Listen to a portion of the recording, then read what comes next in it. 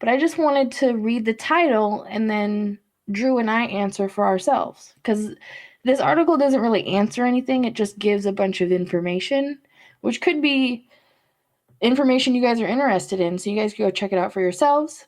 But let's ask the question. It says, can rehab for the weirdos that we always talk about, the dangerous people who do bad things to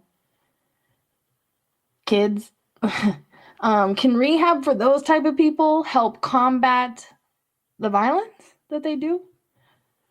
What do you think, Drew? On a broad spectrum, I think absolutely not, but probably on an individual. Like, I'm sure there's, statistically somebody going through that type of, because they're talking about like therapy and things like that, right? Right, jail, probation, the houses that people provide, the rehabilitation houses, things like that. And we know from experience because we've caught people in rehabilitation houses. Like we've caught people fresh out of jail. We've caught people of just every type of person we've caught. So for me, in my opinion, is the same as yours. I don't I think don't. there's any chance. It's just like you put them together. It's just like take away the weirdo population and just look at criminals in jail or prison. They all learn from each other usually, unless they learn their lesson. There are people that do. One of my best friends who we've had on this show has been to jail and totally turned his life around, was a good guy. But there is the aspect where the same like-minded people get together and they just learn secrets of the trade, I guess is the way to put it.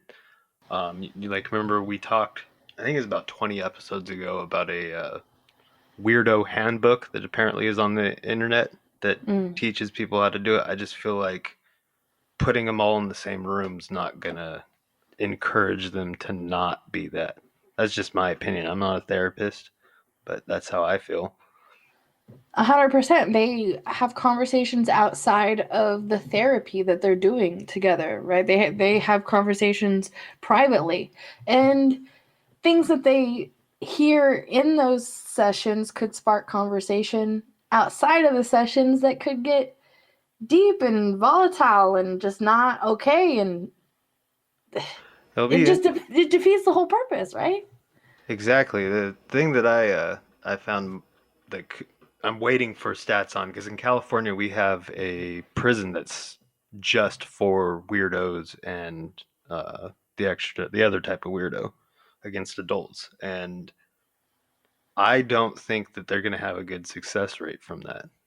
I don't think when we look back 10 years on it, I don't think the data is going to show any success. There'll be individuals. I think you can't deny that. There could be people, but Well, over especially with the mix of places that are allowing them to leave early, right?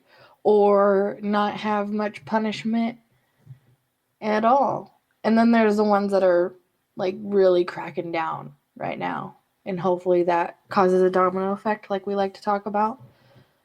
But I mean, uh, it's just so. this is I just think it's unforgivable. It's unforgivable. it's That's that. it's unforgivable, and it's an ongoing war that will have no end.